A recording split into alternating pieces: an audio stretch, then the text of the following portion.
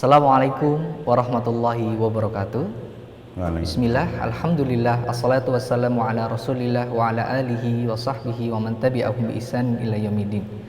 Pertama-tama alhamdulillah, segala puja dan puji syukur kita kepada Allah Subhanahu wa taala yang telah memberikan begitu banyak kenikmatan kepada kita. Salawat dan salam senantiasa tercurahkan kepada manusia terbaik yang menjadi uswatun hasanah kita, Nabi Muhammad sallallahu alaihi wasallam, beserta seluruh keluarga dan para sahabat sahabiahnya radhiyallahu anhum ajmain. Adik-adik mahasiswa Fakultas Agama Islam Universitas Ahmad Dahlan, di kesempatan kali ini kita akan diskusi bersama ayahanda kita, Dr. Untung Cahyono, yang akan membahas tentang tema sistem keorganisasian dalam Muhammadiyah dan perannya bagi bangsa. Nah, sebelum dimulai, mari kita membaca lafaz basmalah terlebih dahulu. Bismillahirrahmanirrahim. Kemudian sesi berikutnya yaitu penyampaian materi oleh ayahanda kita, Dr. Untung Cahyono, terkait dengan sistem keorganisasian dalam Muhammadiyah dan perannya bagi bangsa. Kepada ayahanda dipersilahkan. Assalamualaikum warahmatullahi wabarakatuh. Waalaikumsalam. Alhamdulillah wa syukrulillah, la haula wa la quwata illa billah, wa la na'budu illa iyyah, asyhadu an la ilaha illallah wahdahu la syarikalah, wa asyhadu anna Muhammadan abduhu wa rasuluh la nabiyya ba'dah. Allahumma sholli ala Muhammad wa ala alihi wa ashabihi ajmain, amma ba'd. Sistem organisasi dalam Muhammadiyah dan perannya bagi umat dan bangsa, itu judul materi yang diminta ke saya. Bagi saya, istilah yang sangat penting, sistem organisasi, karena keberadaan sistem itu akan menentukan organisasi itu sendiri. Nah, yang pertama saya ucapkan selamat datang dulu kepada para mahasiswa, khususnya mahasiswa UAD yang berada di Fakultas Agama Islam. Ya. Mudah-mudahan nanti berlanjut di mahasiswa di fakultas dan berbagai prodi yang lain.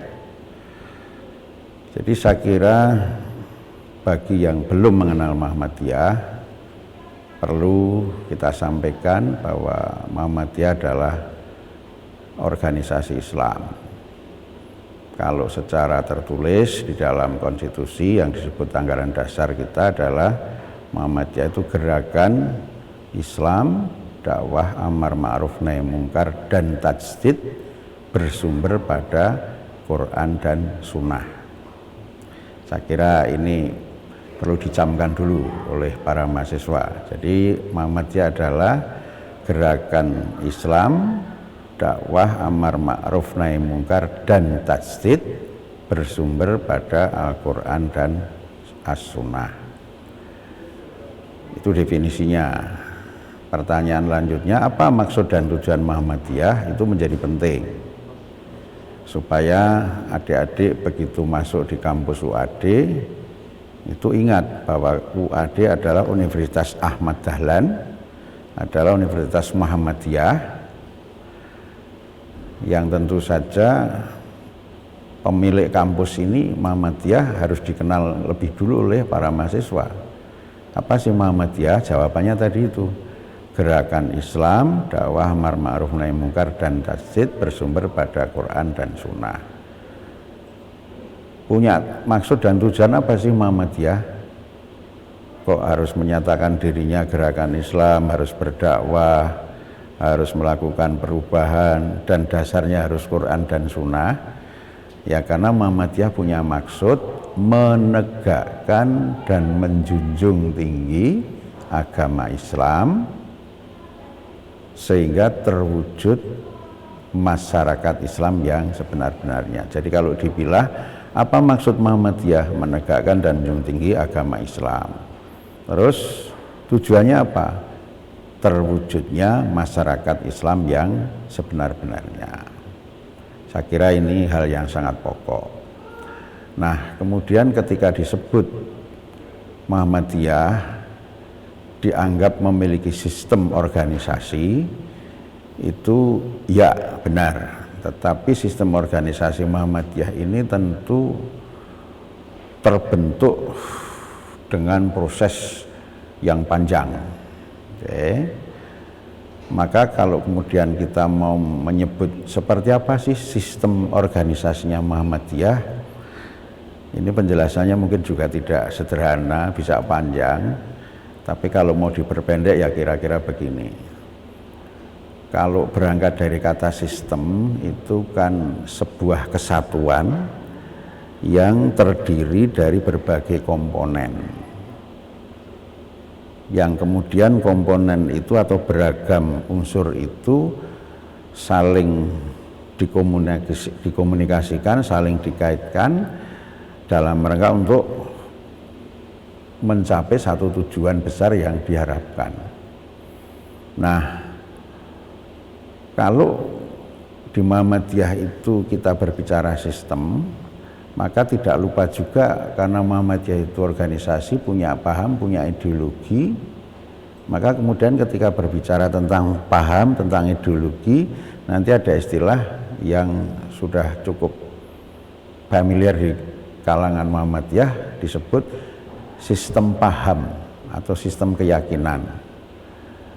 Ya, atau ideologi itu sebuah gagasan tentang ide-ide, tetapi sudah menjadi sebuah sistem yang memiliki 4 unsur penting. Unsur yang pertama adalah keyakinan hidup. Ini sudah berbicara sistem paham, tidak sekedar sistem organisasi, gitu. Karena sistem organisasi tadi memang kemudian di Muhammadiyah ini harus dijelaskan. Yang pertama, orang Muhammadiyah itu punya keyakinan terkait dengan kehidupan. Apa itu? Bahwa kehidupan ini kita itu diciptakan, sehingga dia menciptakan. Ama khalaqtul jinna wal insa illa liya'budun. Ini harus pegang. Bahwa orang Muhammadiyah itu meyakini bahwa kehidupan ini ada karena diciptakan oleh Yang Maha Kuasa, dan kita diciptakan untuk beribadah kepadanya, bukan untuk yang lain. Itu keyakinan yang pertama. Keyakinan yang kedua, kita punya tujuan hidup mencari apa? Setelah meyakini kita itu diciptakan oleh Yang Maha Kuasa, maka keyakinan hidup yang kedua adalah tujuan hidup kita itu mencari ridhonya Allah, mencari yang dimaui oleh Yang Maha Kuasa. Jadi tujuan hidupnya harus ke situ, tidak boleh untuk memenuhi keinginan pihak lain, tapi untuk memenuhi pihak Yang Maha Kuasa, yakni Allah Subhanahu wa taala. Nah, karena itu yang pertama saya ulangi, punya keyakinan hidup, punya tujuan hidup, lalu punya ajaran-ajaran hidupnya. Nah, lalu yang keempat, unsur sistem kita tadi yang kita sebut dengan sistem paham tadi, kita memiliki beberapa langkah dan cara yang dilakukan dalam rangka untuk menempuh tujuan tadi. Jadi ada keyakinan hidup, ada tujuan hidup, ada ajarannya, lalu ada cara-cara. Nah, sekarang ini kita dalam bentuk dialog kayak gini, ini bagian terakhir dari komponen ideologi yang terakhir tadi. Ini cara ini. Caranya bisa begini, bisa di masjid, bisa di lapangan, bisa di studio, bisa di kelas. Nah, ini yang unsur macamnya sangat banyak. Nah, karena itu kemudian ketika berbicara sebuah sistem organisasi Muhammadiyah ini, lantas akan berbicara tentang objeknya. Nah, kita ini nggarap apa? Ya karena kita ini manusia, tujuannya sudah jelas, mau yang ingin dicapai juga mencari keridhaan Allah, maka tidak lain yang diurus oleh Muhammadiyah itu ya manusia itu. Supaya apa? Supaya jalannya benar sesuai dengan keyakinan, dengan tujuannya, dengan ajarannya, dan cara-cara yang dilakukan itu bisa fleksibel, dinamis, sesuai dengan situasi dan zaman yang berkembang. Karena itu kemudian yang tidak kalah penting kita lanjutkan berbicara adalah apa kalau begitu yang ingin ditangani lebih dulu supaya akan menjadi bagian penting menopang terwujudnya masyarakat yang sebenar-benarnya tadi. Ini menjadi penting. Nah, Muhammadiyah membagi ajaran Islam itu dalam 4 komponen. Yang pertama akidah, kedua akhlak, ketiga ibadah, keempat muamalah duniawiyah. Jadi akidah, akhlak, ibadah, atau akidah, ibadah, akhlak, muamalah duniawiyah.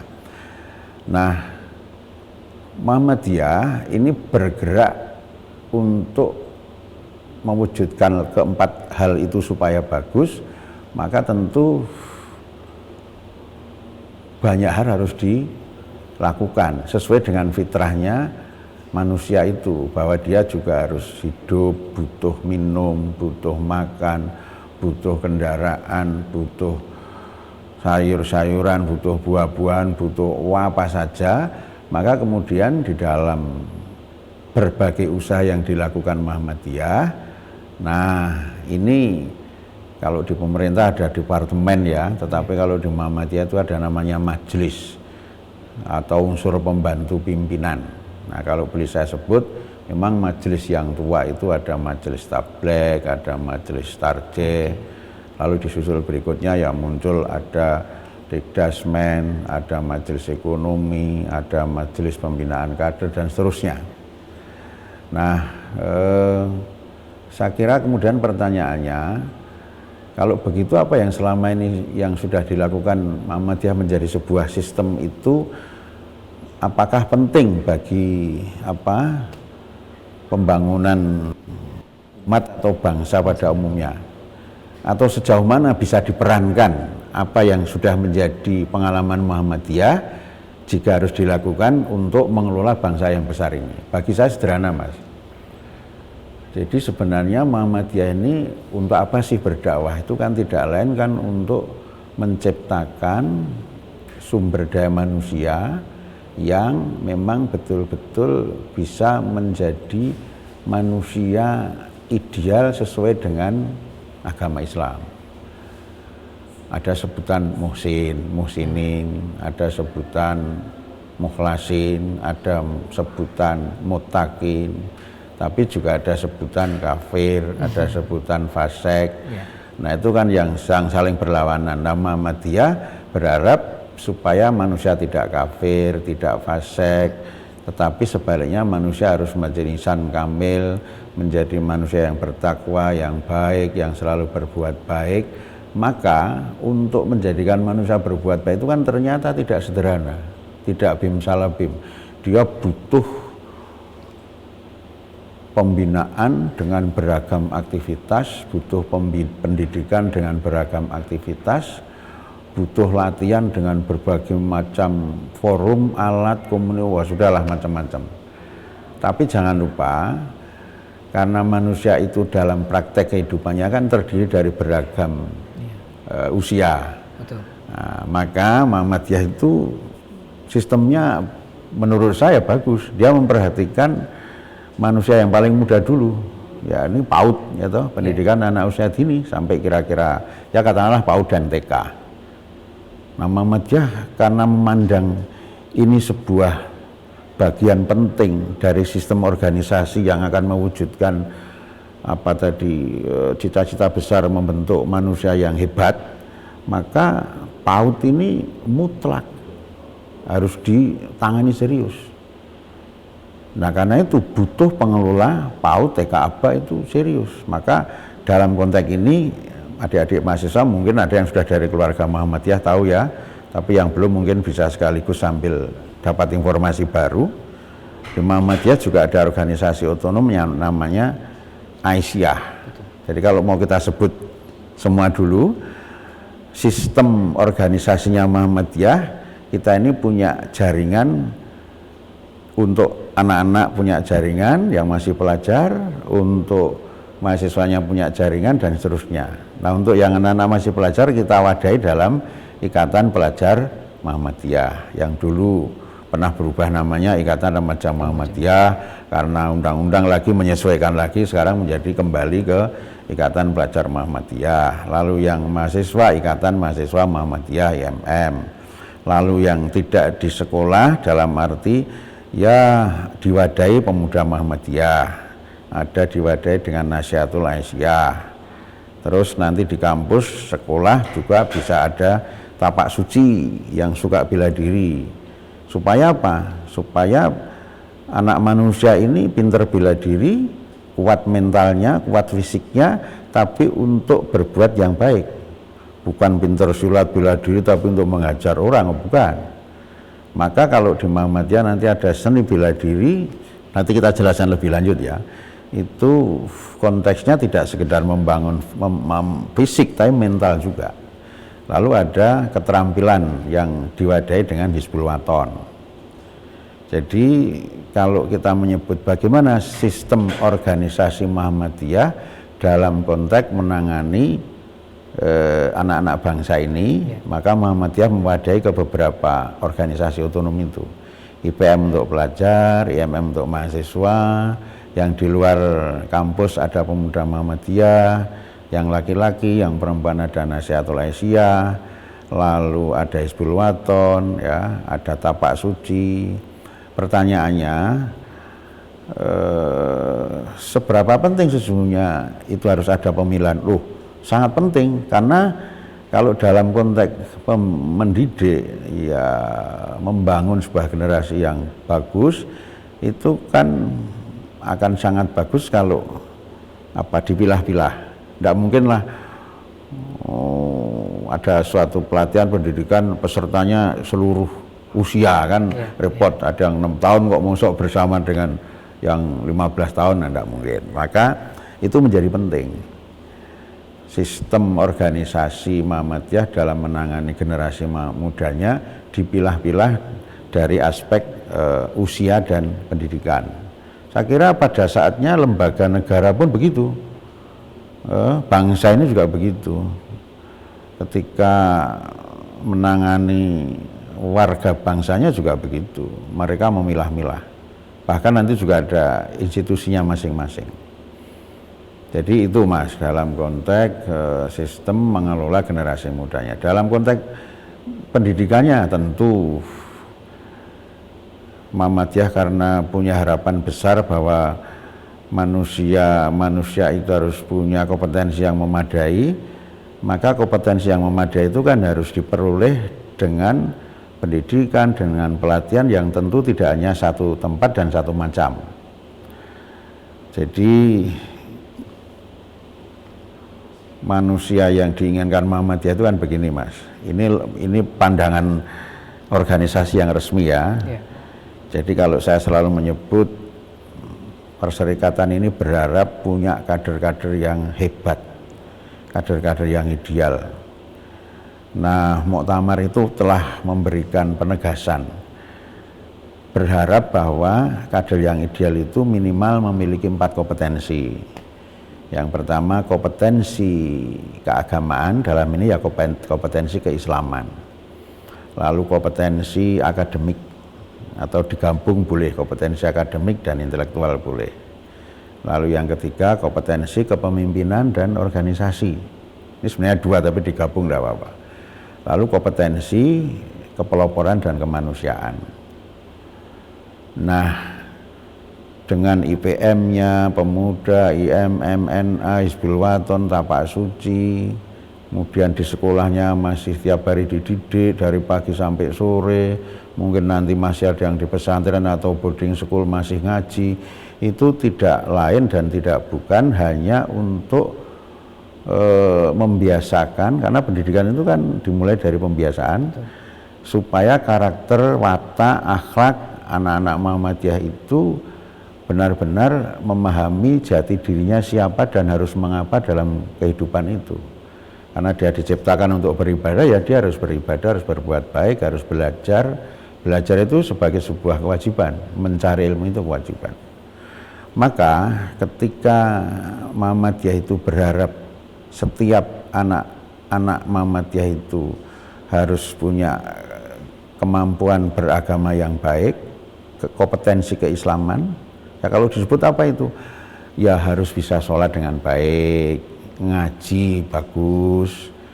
Syukur mahasiswa sudah bisa ngisi pengajian. Ya, saya kira mahasiswa baru mungkin sudah ada yang biasa khotib, biasa yang sudah ada ngisi pengajian itu bagus.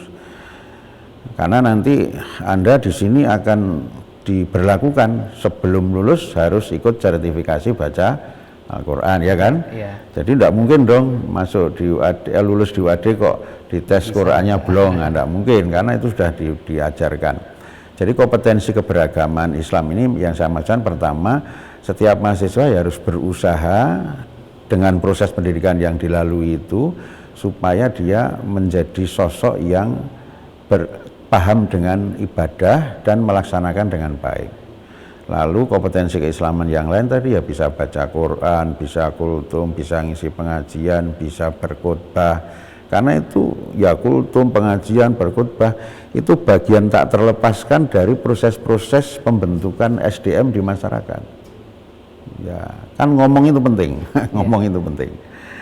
Nah, yang kedua, kompetensi akademik intelektual. Itu kan kompetensi yang memang kemudian akan membangun rasionalitas, logika kita berpikir, otak kita ini supaya ya punya wawasan keilmuan yang memang rasional, terukur, ya pokoknya dalam dunia akademis itulah ya, terstruktur misalnya juga di satu sisi, artinya terbangun pola pikir yang bagus, rasionalitasnya dalam kehidupan itu bagus. Kenapa harus melakukan ini, kenapa tidak melakukan itu, kenapa kita harus begini, itu kan dunia akademik yang mengajarkan kita di kampus. Jadi kalau secara filsafat ya kira-kira kita itu harus mengetahui sesuatu secara mendalam, ya radikal. Betul. Ya jangan dipahami radikal ya tapi ada guyonan apa itu radikal itu ya rasional, terdidik dan berakal atau apalagi lah ya. Jangan keliru dimaknai sebab radik atau kuat atau sangat mendalam itu menjadi penting ya. Nanti kalau di dalam Islam kita ini juga ditegaskan tidak boleh ikut-ikutan ya. Muhammadiyah mengajarkan pada generasinya, kepada mahasiswa, Anda tidak boleh ikut-ikutan dalam melakukan sesuatu. Wala ta'fu ma laisa laka bihi ilm innas sam'a wal basara wal fu'ada kullu ulaika kana anhu mas'ula. Jangan kau ikuti sesuatu itu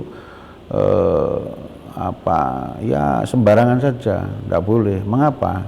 Apalagi kamu mau mengerjakan sesuatu, karena pendengaran, penglihatan, hati kita terkait apa yang kita lakukan itu pada saatnya kalau akan dimintai pertanggungjawaban, maka kita tidak boleh main-main. Nah, Muhammadiyah berusaha mendidik generasi supaya tidak main-main, supaya menjadi generasi yang tangguh betul. Maka generasi yang ingin dibangun Muhammadiyah tadi kompetensinya keislaman, gitu. Kedua kompetensinya akademik, betul. Ya meskipun ya akademik tidak harus diukur dengan doktor, dengan MPD, dengan master, tetapi memang proses-proses pendidikan formal itu menjadi penting ya, tapi bukan satu-satunya, sebab kenyataannya juga banyak orang kaya tidak harus sekolah di Fakultas Ekonomi gitu.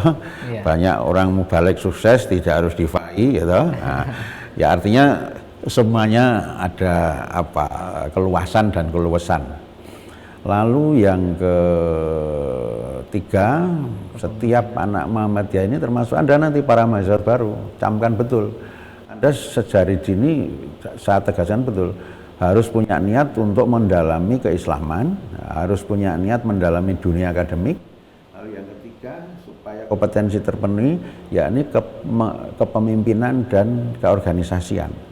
Maka nanti di UAD kan ada kegiatan IMM, betul. Ada tapak suci, ada Hizbul Waton. Itu penting diikuti, karena itu akan beda dengan yang lain. Tapak suci, kenapa harus tapak suci? Ya tapak suci itu mutunya jelas, dengan iman dan akhlak saya menjadi kuat, tanpa iman dan akhlak saya menjadi lemah. Ini tidak sekedar bela diri fisik saja, tapi ini bela diri untuk memperluas cakrawala keislaman sekaligus seni bela dirinya tapi dalam rangka dakwah. Nah, ini nih yang penting dipahami oleh adik-adik mahasiswa. Jadi wadah kegiatan itu menjadi lahan untuk berlatih memimpin dan mengatur organisasi. Ya, mengapa orang penting kepemimpinan? Supaya dia bisa memimpin. Muhammadiyah ini berharap melahirkan sosok-sosok pemimpin, tidak hanya sekedar rakyat biasa. Ya, tapi tentu tidak semuanya ingin jadi pemimpin. Siapa yang jadi rakyat nanti ya? Artinya tetap dalam konteks kepemimpinan dan organisasi menjadi bagian penting kriteria kader ideal, karena memang kepemimpinan dan keorganisasian itu saling melekat. Kita tidak mungkin dapat pengalaman kepemimpinan tanpa melalui organisasi. Dan tidak mungkin dong ada organisasi tanpa ada proses kepemimpinan dan sebagainya. Ada permusyawaratan, ada mengatur kegiatan, evaluasi macam-macam. Itu menjadi bagian penting untuk menjadikan kita para siswa itu ke depan jadi manusia-manusia yang memiliki kompetensi tadi. Lalu yang keempat, kompetensi, kepeloporan dan kemanusiaan. Kalau sudah bicara kepeloporan, ya contoh kudwah, itu tidak main-main. Kita karena kompetensi keagamaan serius, ya toh, akademik intelektual oke, kepemimpinan oke, organisasinya oke, maka dia akan menjadi orang yang bukan sekedar berhasil, tapi dia pelopor, ya, punya kepeloporan, dan tidak hanya sekedar skupnya sempit, tapi mungkin skupnya bisa luas, kemanusiaan, sehingga bukan hanya bangsa, tapi antar bangsa. Ini kan tidak main-main, cita-cita besar yang itu sudah digulirkan oleh Muhammadiyah sudah lama, tetapi memang bukan sesuatu yang mudah ketika itu harus terus untuk diwujudkan pada setiap setiap saat. Karena kalau pendidikan sih resminya kan ya semesteran, ya toh, ya kan adik-adik kan nanti ini kan semester pertama, semester 2 pada saat Anda harus lulus. Nah, tahapan-tahapan itulah yang akan dilalui oleh adik-adik untuk memperoleh berbagai macam pendidikan, pelatihan tadi itu. Maka mungkin ini Mas yang tidak kalah penting. Kalau misalnya sampean tanya tentang kalau begitu kampus ini yang paling utama gimana, ya toh? Ya, saya akan menjawab begini. Kampus Muhammadiyah ini setidak-tidaknya memiliki 4 fungsi.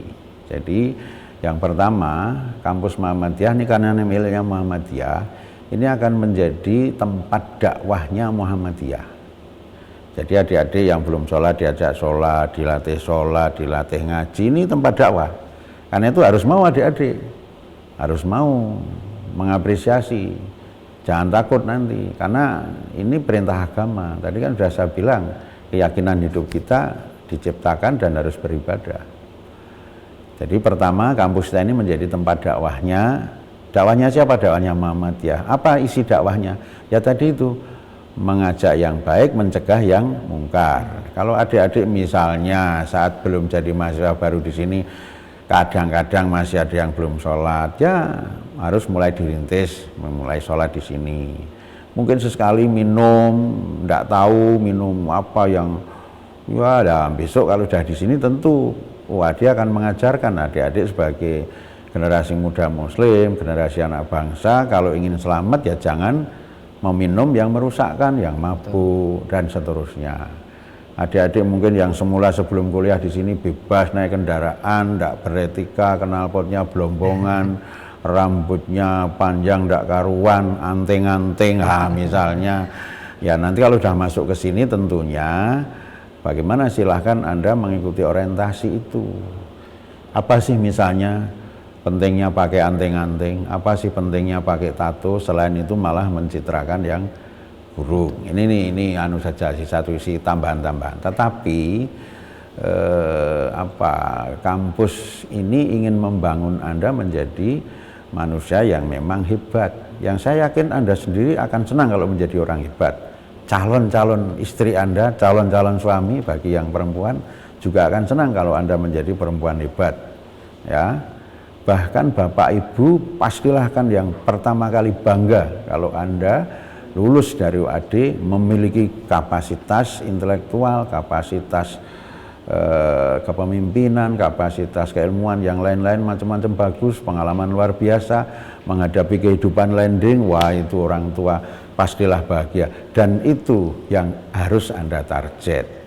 Maka di Muhammadiyah tadi sudah saya bilang, selain ke dakwah, lalu di sini untuk apa? Untuk kaderisasi.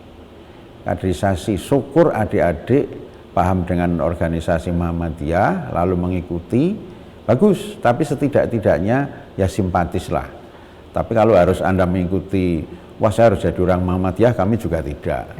Ya itu monggo terserah, tapi kalau adik-adik menjadi simpatik, lalu senang dengan Muhammadiyah dan mengapresiasi, monggo. Tapi setidak-tidaknya kami yang seperti itu. Nah yang tidak kami harapkan, jangan sampailah Anda sekolah di Muhammadiyah, tapi ujung-ujungnya malah memusuhi Muhammadiyah. Saya kira kampus manapun tidak berharap ya alumninya kok malah memusuhi kampusnya itu ya. Saya kira yang bagus sebenarnya setiap alumni itu ya mengapresiasi, syukur masih ada komunikatif.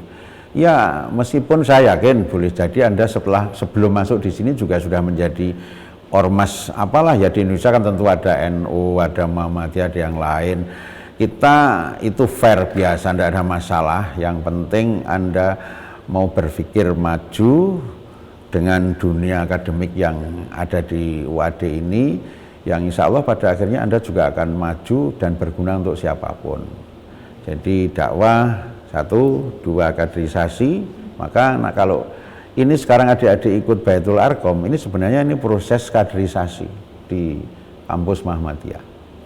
Nah tentu selain itu untuk pendidikan, Anda nanti secara formal jelas di kampus UAD ini juga akan mendapatkan ijazah, akan mendapat pengakuan. Ya karena ini memang dunia akademik yang fungsinya juga untuk mewujudkan proses-proses pendidikan itu. Yang keempat, kampus kita ini juga untuk layanan dalam rangka meningkatkan sumber daya manusia. Yang apa saja mungkin nanti bisa diperoleh di kampus ini juga. Jadi saya kira itu Mas ya yang menjadi sangat penting dalam konteks sistem yang sudah kita jalani. Pertanyaannya, apakah bangsa ini melakukan seperti itu? Saya rasa mutlak. Ya, mana ada negara yang tidak menangani generasi mudanya dengan serius. Hanya mungkin kalau negara beragam ya, karena beragam rakyat, beragam organisasi agama, maka lalu nama-namanya mungkin ada Pemuda Pancasila, ada mungkin Karang Taruna, ada ya itu soal nama. Tapi model sistem jaringan pembinaannya saya kira modelnya Muhammadiyah itu sangat bagus kalau mau diikuti oleh yang lain, termasuk pada sisi ekonomi. Ya kalau negara, ya kita ini kan berada di dalam negara, kita mengakui hukum positif dan kita juga harus menyukseskan program negara, karena kan adik-adik juga perlu paham ini dalam konteks politik. Muhammadiyah bahkan Kiai Dahlan itu termasuk perintis awal kemerdekaan. Betul. Dengan bentuk-bentuk pendidikan itu luar biasa. Bahkan Soekarno juga mendengarkan tausiah-tausiahnya dari Kiai Dahlan ya, yang saya dengarkan begitu, nanti bisa dicek sejarahnya. Nah karena itu adik-adik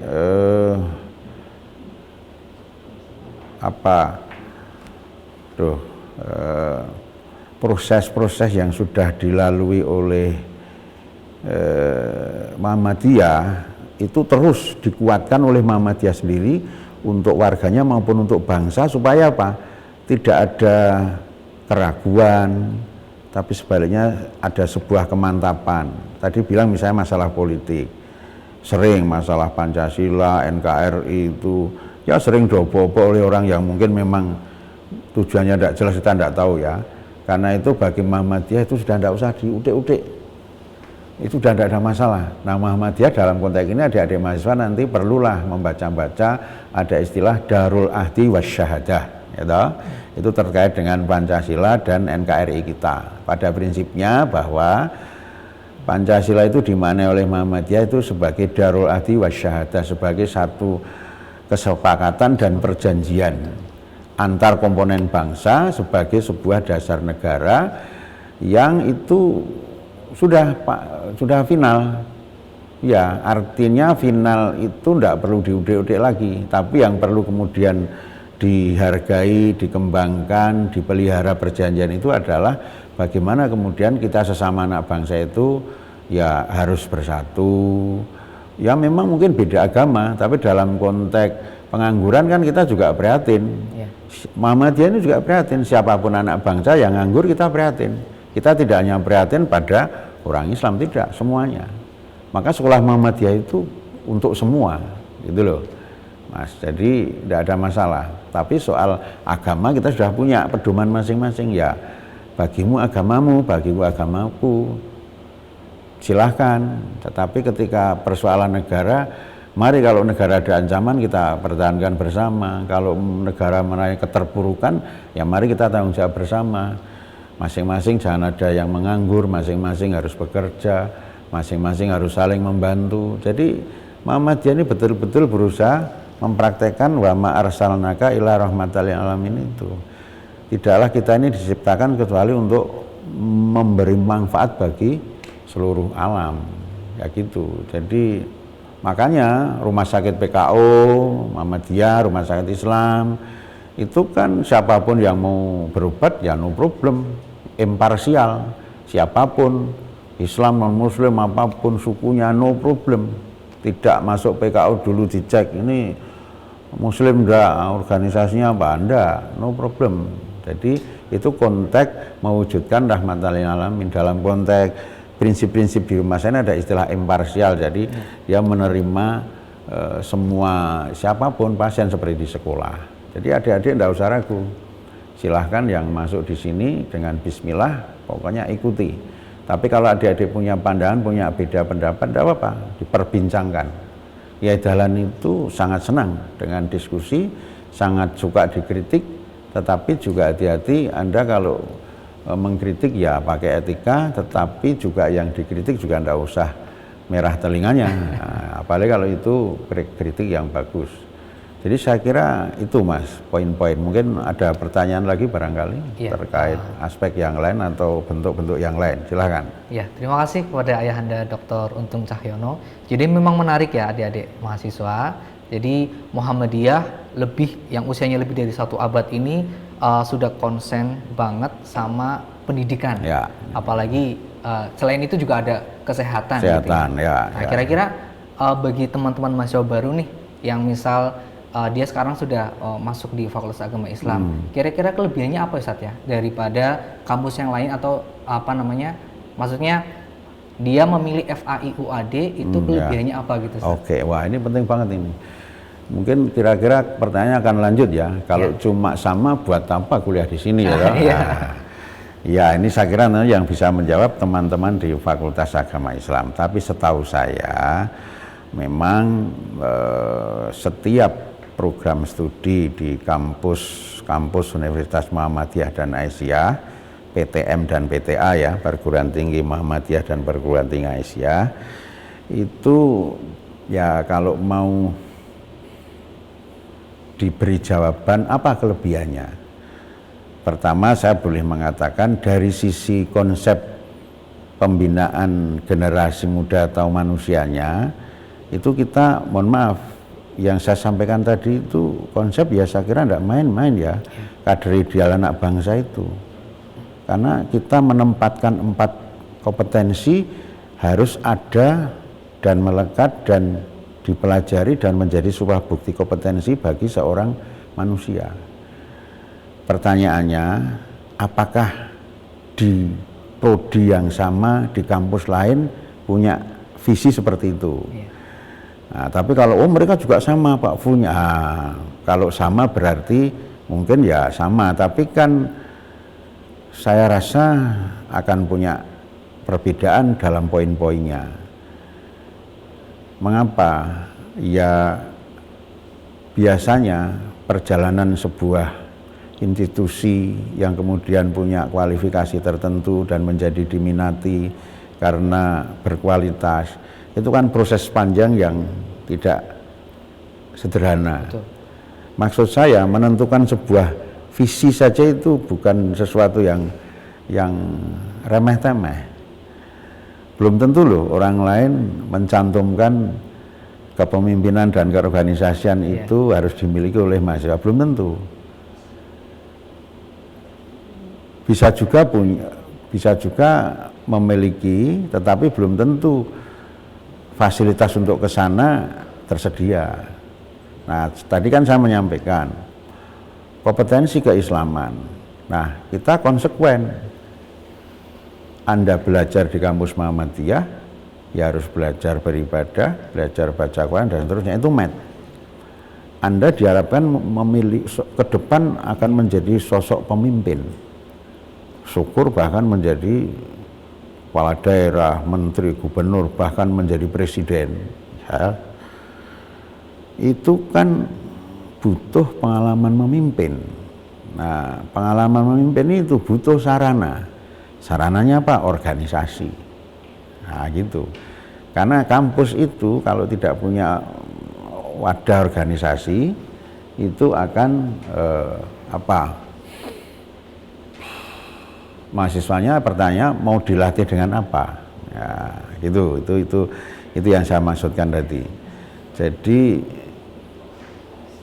kalau ada pertanyaan, apalagi bedanya mungkin dengan yang lain, saya tidak tahu. Tapi kalau soal visi saja beda, maka tentu kita beda dengan yang lain. Artinya kalau ya katakanlah kita visinya tadi untuk membentuk manusia ideal dengan 4 kompetensi, kalau orang lain cuma 2 kompetensi berarti lebih kita. Orang lain 3 kompetensi masih lebih kita 1 lagi.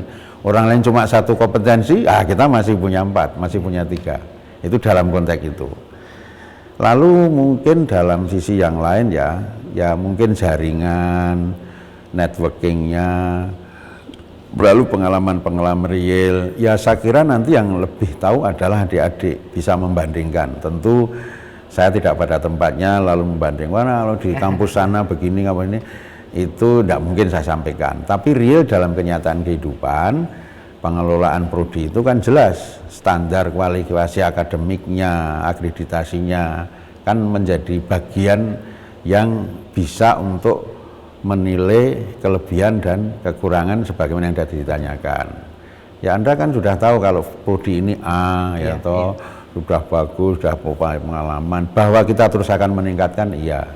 Kan tahu juga di prodi yang sama di fakultas dan PTM atau di perguruan tinggi lain kan mungkin belum akreditasinya A, mungkin masih B, mungkin masih proses, belum jaringannya, belum, ya saya kira kelebihan-kelebihan di situ.